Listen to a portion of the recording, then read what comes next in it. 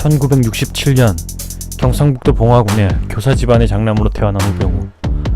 그는 교육 때문에 대부분 영주시에서 보냈다고 합니다. 머리가 굉장히 뛰어나고 똑똑했으며 지역 일대에서 공부로 유명한 학생이라고 전해집니다. 학창시절 장래 희망이 검사였으며 그는 정의로운 사회와 부정부패가 없는 국가를 만들겠다고 당돌하게 얘기했다고 합니다. 그 시절 그의 말과는 달리 부정부패하고 정의가 없는 국가에 이바지한 정황들이 드러나고 있는 아이러니한 상황. 하지만 그때의 발언 역시 믿을 것이 못 되는데요. 한 취재 프로그램에서 동창과의 인터뷰를 진행을 했다고 합니다. 그 당시 새로 부임한 교사가 마음에 들지 않았던 우병우는 몇몇 학생들과 함께 이사장에게 직접 찾아가 교체를 요구했다고 합니다. 전국 순위 상위였던 우병우의 요구를 거절하기 힘들었을 겁니다. 결국 교사는 교체되었다고 합니다.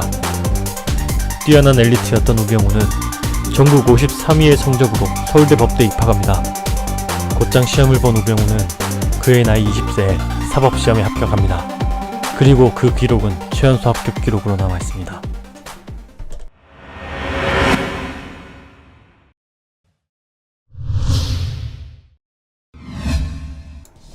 그의 눈이 도드라 보이는 이유, 바로 고도근시입니다. 고도근시에 의한 질병, 심신장애를 사유로 군 면제를 받은 그는 사법연수원 19기 차석으로 수료하며 검찰 특수부에 통해 검사로 시작을 하게 됩니다. 최연소 합격의 차석 수료, 재벌과의 사유로 결혼까지 하게 된 그는 목에 깁스를 두른 듯 행동한다고 하여 별명이 깁스라고 합니다. 검찰 내부에서 그는 인성은 별로지만 뛰어난 수사 능력을 높게 샀다고 전해집니다. 서울지검과 대구지검을 오가며 많은 사건을 해결. 두려울 것이 없던 그에게 시련은 찾아옵니다.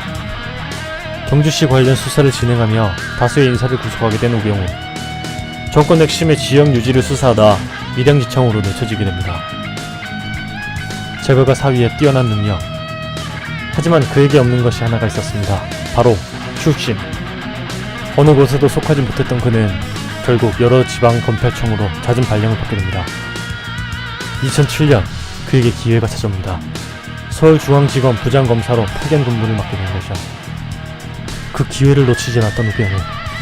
그는 굵직한 사건을 처리하며 입지를 넓힙니다. 그의 집요함은 김평수 이사장 구속 사건으로 드러났는데 2번이나 기각된 사건을 3번째 영장 만에 구속시켰기 때문입니다. 이후 2009년 노무현 전 대통령의 로비 사건 수사를 담당하며 강압수사로 검찰 내부에서도 아주 많이 나눴다고 합니다. 동료의 인터뷰에 따르면 물증은 없으나 심증은 있다며 수사를 진행했다고 합니다.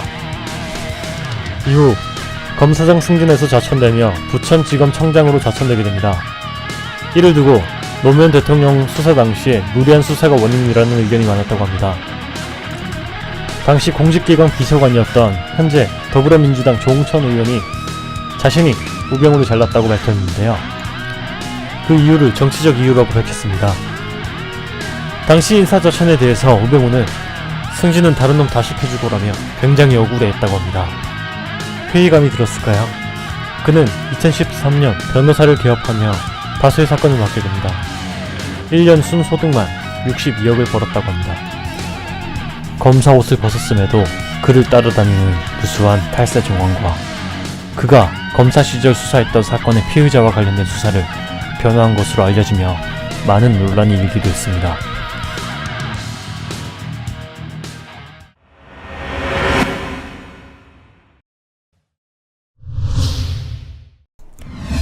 조홍천 공직기관 비서관이 해임된 후 그는 민정비서관으로 청와대에 입성하게 됩니다. 총 재산 423억 3,230만원이라는 놀라운 금액으로 인해 화제가 되기도 했는데요. 김기춘 비서실장에게 높은 신임을 받았던 그는 당시 사회를 떠들썩하게 만들었던 청와대 문건 유출 사건 등을 처리하며 김기춘에게 더 높은 신임을 사게 됩니다. 상관인 김영환 민정수석이 있었음에도 김기춘 실장에게 먼저 출석했다고 전해집니다. 이에 민정수석은 항명하며 사퇴하게 되죠. 청와대 입성 8개월 만에 민정수석 비서관으로 초고속 승진. 이후 포스코 경남기업 압대수색을 펼치게 됩니다. 문제는 여기서 터지게 되죠. 바로 경남기업 회장이 자살하며 뇌물 리스트를 남기게 되는데 이 리스트에 김기춘이 들어가 있기 때문이죠. 결국 흐지부지 넘어가며 사건을 담당했던 오병우는 또다시 승진하게 됩니다. 민정수석으로 승진한 그는 메르스 사태가 발생하게 되는데 당시 가족들을 미국으로 도피시키게 됩니다. 당시의 정부가 메르스 괴담에 대해서 유포하는 사람을 엄벌히 처벌하겠다고 엄포를 놓던 상황이었기 때문에 민정수석이었던 오병우의 행동은 비난받아 마땅했습니다. 하지만 그에 대한 해명이 도의적인 문제이나 법률적인 문제는 아니며 개인의 행복 추구권이라고 답변을 했습니다. 그의 비리가 연쇄적으로 폭로되며 안정복 수석과 함께 10월 30일 경질되게 됩니다. 이후 모습을 감춘 그는 청문회 출석을 요구받지만 출석하지 않았고 다수의 인사들이 그의 제보에 현상금을 걸기도 하는 진풍경을 낳기도 했습니다. 도피 중이었던 오병우 가족은 자녀가 시험을 보지 못했고 결국 자녀의 대학 추가 시험 날의 모습을 드러낼 것에 압박을 느껴 출석했다는 설도 있습니다.